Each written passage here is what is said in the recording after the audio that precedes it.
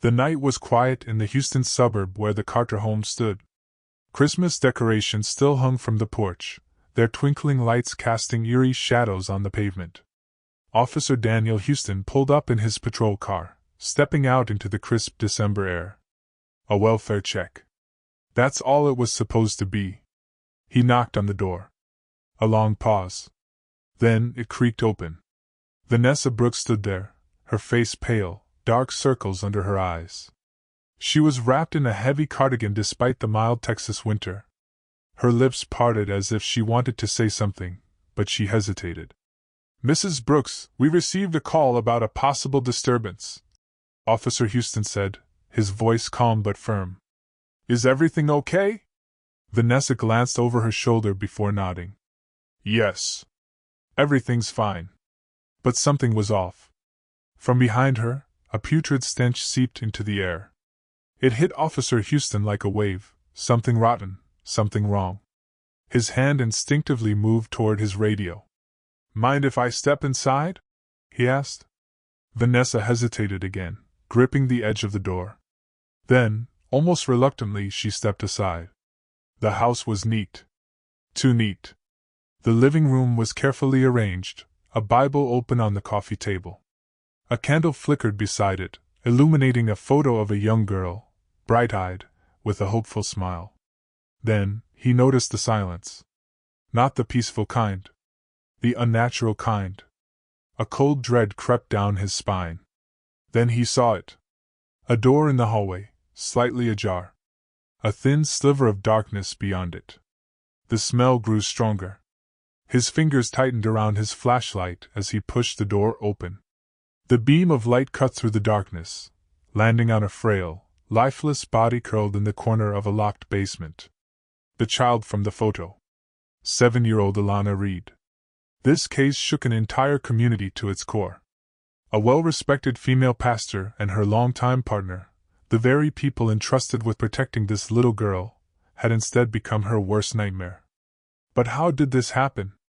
How did a woman of faith turn her home into a house of horrors? And more importantly, why did no one stop it? Today, we're diving deep into one of the most disturbing cases of child abuse and religious manipulation in recent history. Stay with us as we uncover the twisted reality behind closed doors. And before we begin, do you believe certain people are trusted too easily just because of their religious status? Let us know your thoughts in the comments. This is Secret in the Dark. Let's begin. Houston, Texas, December 17, 2023. The house at the end of the cul-de-sac was the kind that blended into its surroundings. Beige siding, a neatly trimmed lawn, and a wreath on the door, it was the kind of home no one would look at twice. From the outside, nothing suggested the horrors that had unfolded within. Christmas lights twinkled along the gutters, but inside, the festive spirit was nowhere to be found. Instead, there was silence. A heavy, suffocating silence that had become the norm within these walls. The Carter home was supposed to be a place of faith, a sanctuary led by Pastor Evelyn Carter and her partner, Vanessa Brooks. To their congregation at New Light Ministries, they were a devoted couple, a beacon of righteousness. But behind closed doors, faith had turned into fear. For one little girl, this house wasn't a home. It was a prison. And on this December night, it became her tomb. Pastor Evelyn Carter, 47, the wolf in the pulpit. To those who sat in the pews every Sunday, Pastor Evelyn Carter was a woman of unshakable faith. Her sermons were passionate, her words carried weight, and her presence commanded respect. She spoke of redemption, obedience, and the power of Scripture. But beneath the surface, Evelyn was not a shepherd. She was a ruler. Born and raised in a strict Pentecostal household, discipline was ingrained in her from a young age. But where others saw guidance, Evelyn saw control. She believed in the absolute submission of those under her care, whether it was her congregation, her partner, or her adopted daughter, Alana Reed. Her faith was not built on love. It was built on fear. Everything about Evelyn was sharp, her words, her gaze, even the way she carried herself. Her jet-black hair was always neatly pinned, her posture never wavered, and her wardrobe consisted of dark, somber dresses that mirrored the rigid life she enforced. To Evelyn, Alana was not a child. She was an obligation. A soul that needed to be molded, broken, and rebuilt in the image of righteousness. And if that required punishment, so be it. Vanessa Brooks, 39, the silent accomplice. Vanessa Brooks was once the heart of New Light Ministries. As the church's choir director, her voice filled the sanctuary with warmth. She had a smile that made people feel welcome, a kindness that drew others in. But that was before Evelyn. Before the rumors. Before the whispers of their relationship forced her to step down. When she left the music ministry, Vanessa faded into the background. She became nothing more than Evelyn's shadow, standing beside her in silence, following her lead, never questioning, never resisting. She had once been a woman of her own, but Evelyn's presence swallowed her whole. And when Evelyn turned her strict discipline toward Alana, Vanessa didn't protest. She didn't hit the girl herself. But she also never stopped it. Her soft eyes, once filled with warmth, had dimmed. Her curls lost their bounce, her shoulders slumped forward. Vanessa was a woman who had given up, on herself, on her voice, and most tragically, on Alana. She was a mother in name only. Alana Reed, 7, the forgotten child. Alana had been in the foster system since she was 4 years old. Her biological mother, a woman battling addiction, had died of an overdose, leaving her with no one. At first, adoption seemed like a blessing. A stable home. A fresh start. 2 women who could give her the love and protection she desperately needed. But instead of love, she found rules. Instead of warmth, she found cold indifference. Instead of safety, she found punishment. From the moment she arrived, Alana was treated as a burden. Evelyn's discipline was swift and harsh.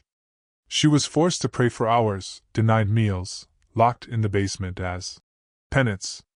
She had always been a bright child, curious, full of questions. But as time passed, her spirit faded. Her voice grew weaker.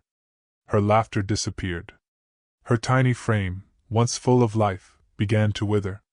By the time authorities found her, she weighed only 30 pounds. A child trapped in a world of cruelty until there was nothing left of her. Detective Samuel Grayson, 52, the investigator who refused to look away. When Detective Samuel Grayson stepped into the basement of the Carter home, he knew this case would stay with him forever. A seasoned investigator with the Houston PD, Grayson had seen his share of horrific crimes. But nothing prepared him for the sight of a frail, lifeless child curled up on the cold floor. The air was thick with the smell of decay. The room was bare, just a thin mattress, a single blanket, and chains bolted to the wall. It was clear. This wasn't discipline. This was torture. For the first time in years, Grayson found himself sitting in a church pew, not for guidance, but for answers. He watched Evelyn Carter in the courtroom, her face unreadable, never once looking at the photos of what she had done. And he made a promise. She would never walk free again. By December 2023, Alana Reed was barely holding on. She was 7 years old but looked half her age. Her frail body, weakened by months of starvation, could no longer keep her warm. Her tiny fingers trembled, her skin stretched over protruding bones.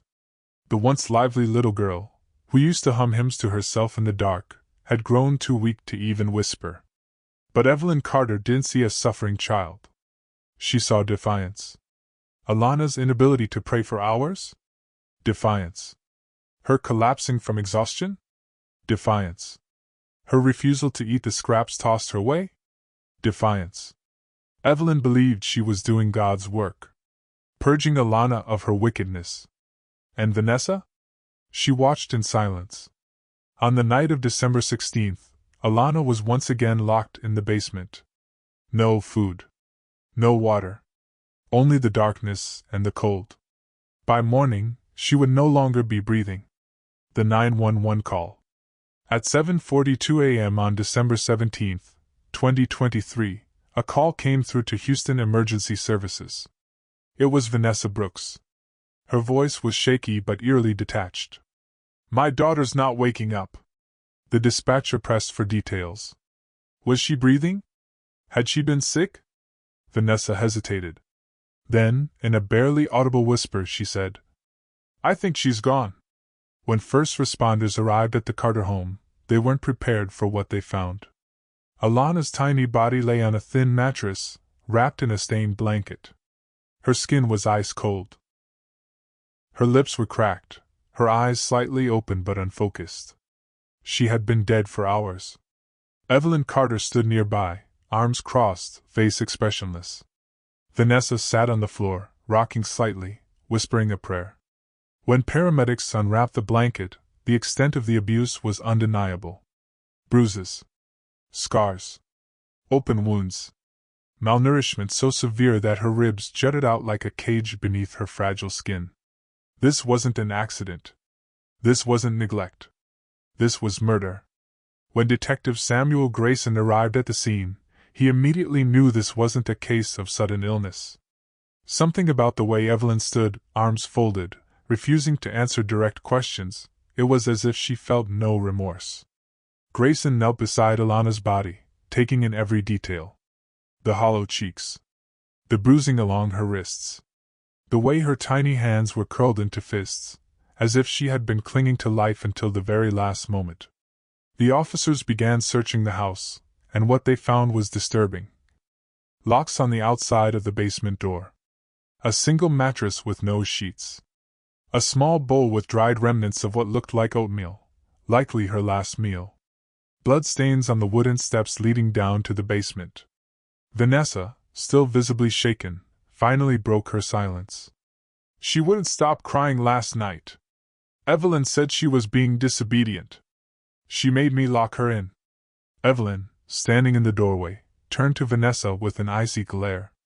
Be careful with your words. But it was already too late. The truth was unraveling. The Harris County medical examiner confirmed what authorities already suspected. Alana hadn't simply passed away. She had wasted away. The official cause of death was severe malnutrition, hypothermia, and internal injuries consistent with prolonged abuse. Her stomach was completely empty. Her body bore signs of chronic physical trauma, broken ribs in different stages of healing, deep bruising on her back and legs, and untreated fractures. And then there was something else. A pattern. The wounds weren't random. They were deliberate. Some appeared to be the result of being struck with an object, possibly a belt or a wooden rod. Others were consistent with restraint. This wasn't just abuse. This was torture. On December 20th, 2023, Evelyn Carter and Vanessa Brooks were arrested. The charges? Capital murder, child abuse, and unlawful imprisonment. When officers arrived at the Carter home to take them into custody, Evelyn didn't resist. She simply lifted her chin, nodded, and placed her hands behind her back. Vanessa, on the other hand, broke down in tears. I didn't mean for this to happen, she sobbed. But it was too late for regrets. Too late for apologies. The damage had been done. And Alana would never get a second chance. News of Alana Reed's death sent shockwaves through Houston. Church members who once praised Evelyn as a woman of God now struggled to reconcile the image of their pastor with the horrors that had been uncovered. Many claimed they had suspected something was wrong: Alana's withdrawn demeanor, her frail frame, the way she never spoke unless spoken to. But no one had spoken up. No one had questioned Evelyn. Because who would dare challenge a pastor? Who would accuse a woman who preached about family values of harming her own child? Now it was too late. And the guilt weighed heavily on those who had turned a blind eye. The trial of Pastor Evelyn Carter and Vanessa Brooks was one of the most closely watched cases in Houston's recent history. It wasn't just about the brutal abuse and murder of 7-year-old Alana Reed. It was about power, manipulation, and the failure of a community to protect a vulnerable child. As the courtroom filled with reporters, former church members, and child welfare advocates, the prosecution painted a harrowing picture of what had happened inside the Carter home. Every horrific detail was laid bare: the starvation, the beatings, the cruel isolation. The defense, in contrast, sought to deflect blame, claiming that Evelyn had been trying to discipline Alana and that Vanessa had been a victim of manipulation herself. But the evidence told a different story.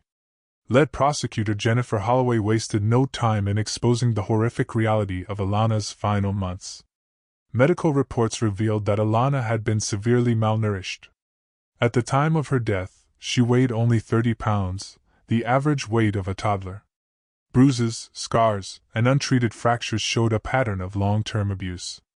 The basement where Alana had been locked away was displayed in evidence photos, cold, barren, with only a thin blanket on the floor. Neighbors testified about the cries they had heard at night, and church members recalled how frail and fearful Alana had appeared in the months leading up to her death. But the most chilling evidence came from Evelyn herself. In recorded interviews, she justified her actions using religious rhetoric, claiming that Alana had been possessed by defiance and had to be disciplined into submission. She spoke without remorse, insisting that the Lord chastises those he loves. The jury sat in stunned silence as prosecutors played Vanessa's text messages, conversations where she admitted to hearing Alana cry but did nothing to stop it. Evelyn's legal team attempted to argue that she had no intention of killing Alana, portraying her actions as extreme discipline rather than murder. But their case fell apart quickly. The prosecution countered with Vanessa's own admission, a confession that Evelyn withheld food from Alana as a punishment, sometimes leaving her for days without a meal. As for Vanessa, her defense painted her as a passive victim, manipulated and controlled by Evelyn. They claimed that Vanessa feared Evelyn too much to intervene. But the jury didn't buy it. Vanessa had choices. She could have called for help. She could have stopped it. But she didn't. The most damning moment came when Vanessa took the stand. Under cross-examination, she broke down, admitting, "I heard her crying. I knew she was suffering. But I was too afraid to go against Evelyn. It was too little, too late." After only 4 hours of deliberation, the jury returned with a guilty verdict on all counts, including capital murder, child endangerment, and aggravated assault. Evelyn showed no emotion as the verdict was read. She sat still, her hands folded, as if she were in church, listening to a sermon. Vanessa, however, wept openly. Both women were sentenced to life in prison without the possibility of parole. The judge's words were harsh and direct. "You were trusted to love and protect this child. Instead, you inflicted suffering beyond comprehension. The court has no sympathy for those who prey on the defenseless." For many in the courtroom, it was a long overdue reckoning. But for Alana, justice had come too late. Alana's death sent shockwaves through Houston. It wasn't just the crime itself, it was the many failures that allowed it to happen. Why didn't anyone report the warning signs sooner? How did the foster system allow Alana to be placed in such a dangerous home? Why did neighbors and church members ignore the signs of abuse? The case sparked heated debates about child welfare laws, with advocates calling for stricter monitoring of adoptive parents and harsher penalties for those who fail to report abuse. At New Light Ministries, attendance plummeted. The church, once a thriving congregation, became a symbol of shame and silence. And for those who had once respected Evelyn Carter, there was only one question left. How did a woman who preached about love become capable of such unimaginable cruelty? Alana Reed's story did not end with the verdict. Her death left a scar on Houston, sparking conversations about child welfare failures, religious abuse, and the silence of bystanders. While Evelyn Carter and Vanessa Brooks would spend the rest of their lives behind bars, the larger question remained: how could this have been prevented?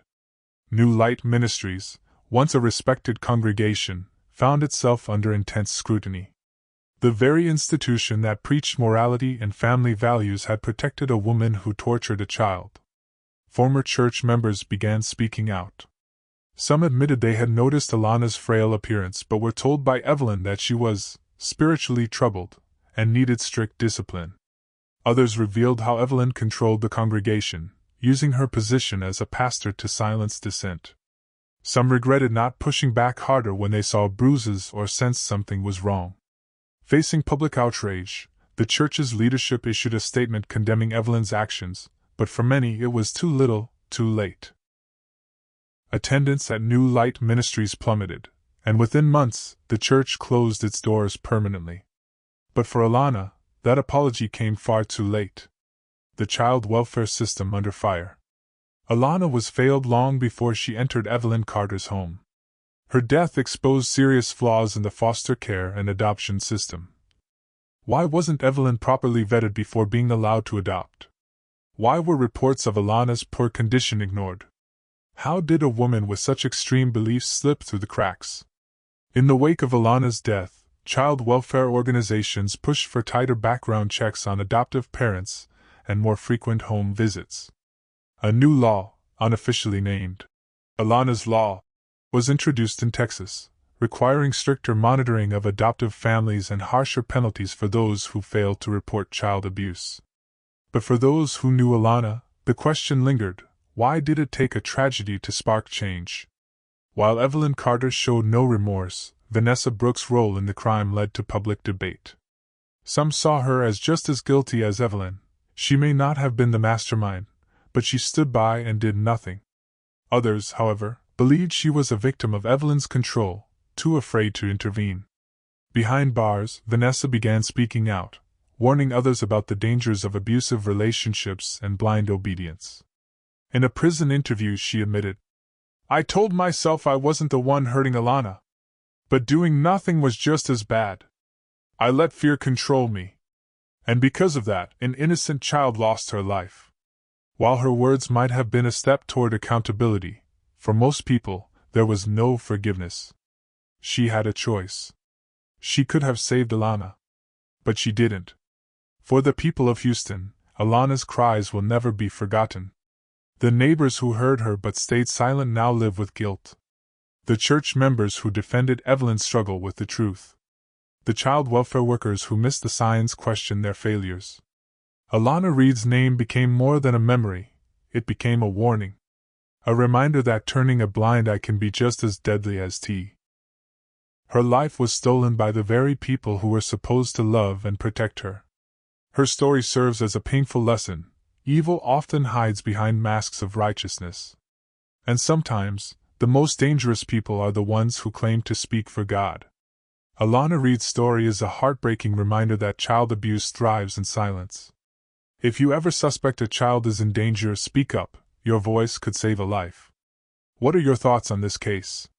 Do you think the system failed Alana, or was this tragedy inevitable? Let us know in the comments. If you found this story important and eye-opening, please take a moment to like this video. It helps spread awareness. And if you're new to Secret in the Dark, subscribe for more real crime stories that deserve to be told.